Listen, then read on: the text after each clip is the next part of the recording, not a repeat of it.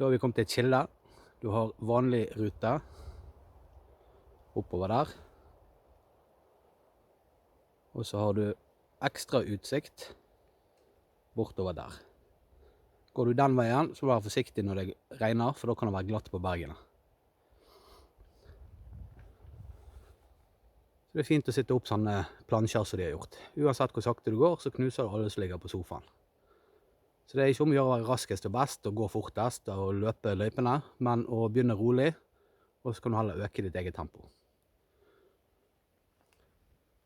Så da velger jeg utsikt.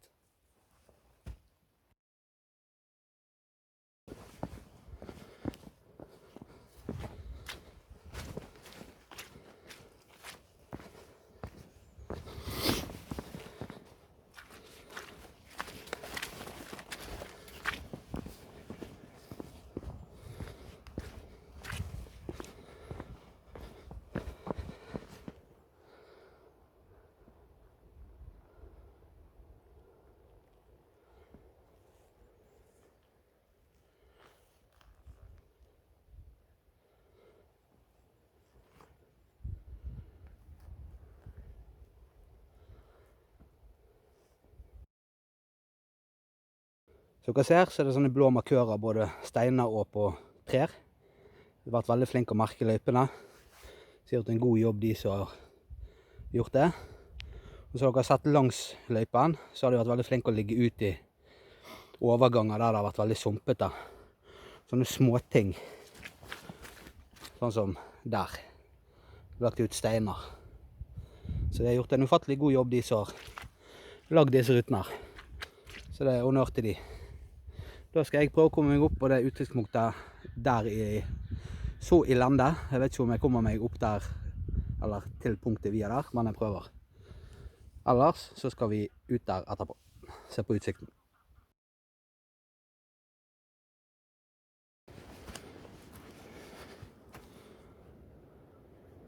Nydelig utsikt, en fin sommerdag.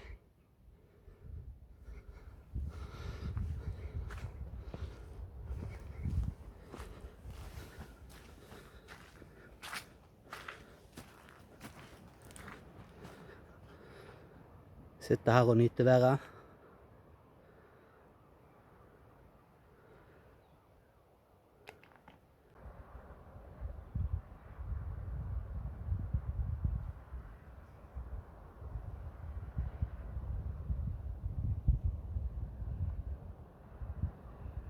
Så hvis du har sittet her litt, slappet av, nytt utsikten, fått i deg litt energi, så kan du trakke bort mot den virkelige perlen på denne løypen her.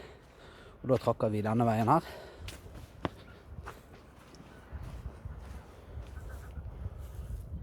Og videre utover der.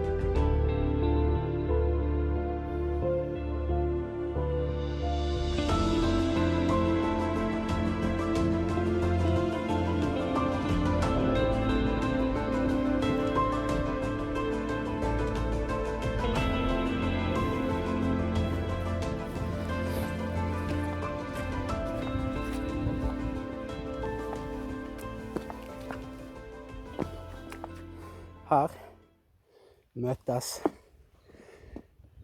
løypene. I begynnelsen 2 valg, utsiktsløype og vanlig løype. Så her møtes de. Og så går man videre ut mot Perlen på turen. Utover der. Det er små ting som dette her, så gjør turen mye lettere. De har vært flinke, de som har lagd løypen.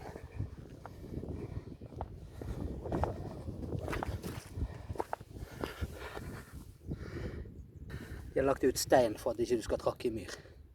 De har gjort en god jobb.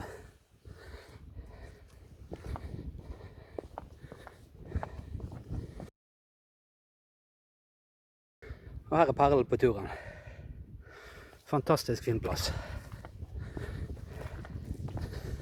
Nydelig utsikt. Da har vi kommet til Gløvrebu.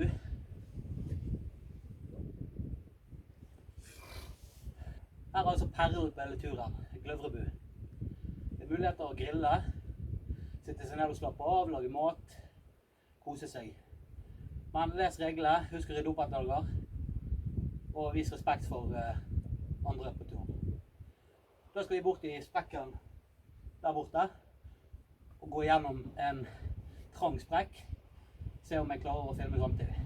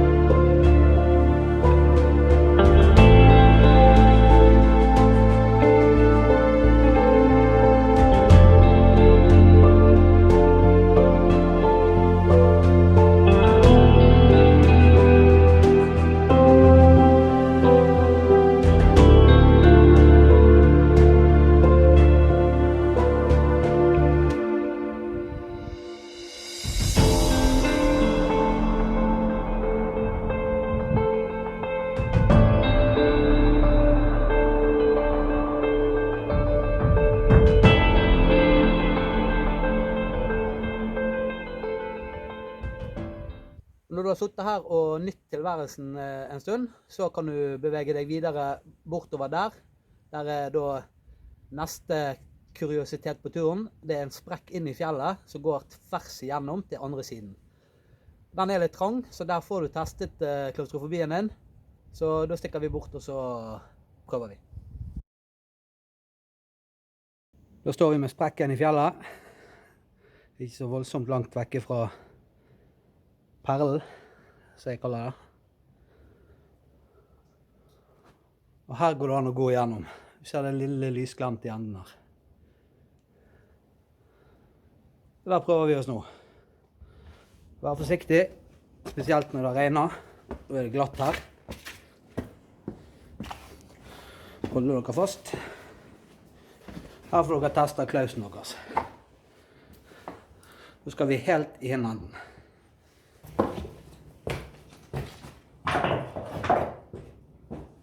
Da begynner vi.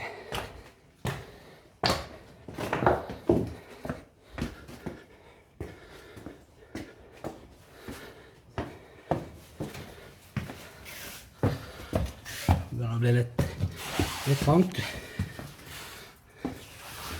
Det er ikke verre enn at du går sidelengs, så kommer du igjennom.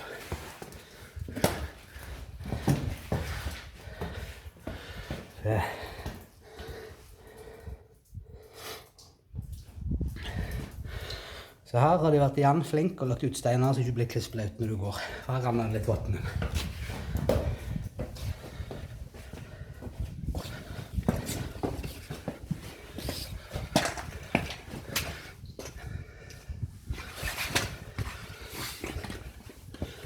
Her er vel det trangeste partiet.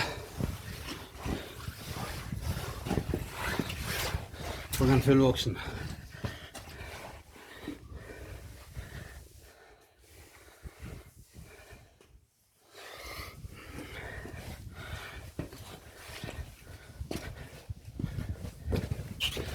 Sånn, da var jeg igjen.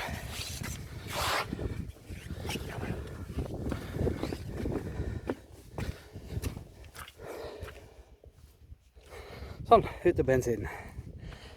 Skilter, tilbake til stien. Du kan velge, gå gjennom her, eller gå rundt.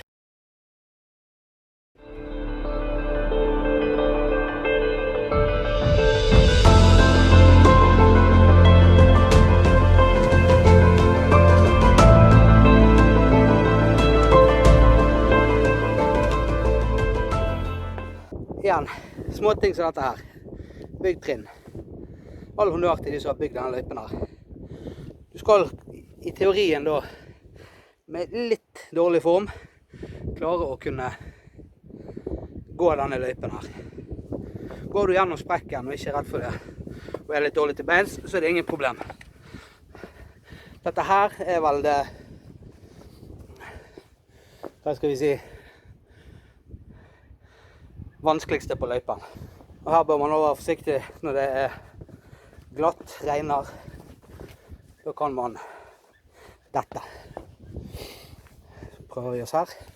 Nydelig utsikt.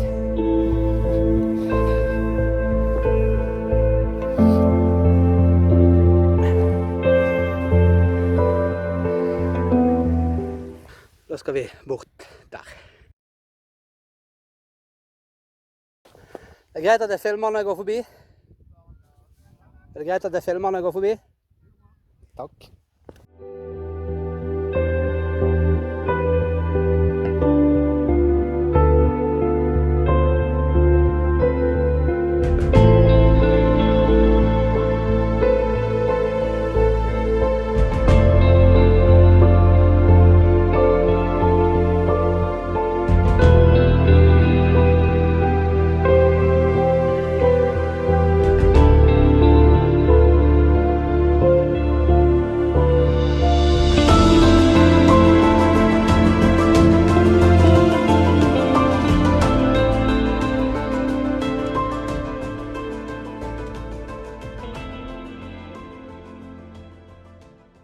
Sånn, da var den turen ferdig. Jeg håper dere likte den. Hvis du har noe konstruktiv kritikk, så kommenter gjerne det i kommentarfeltet.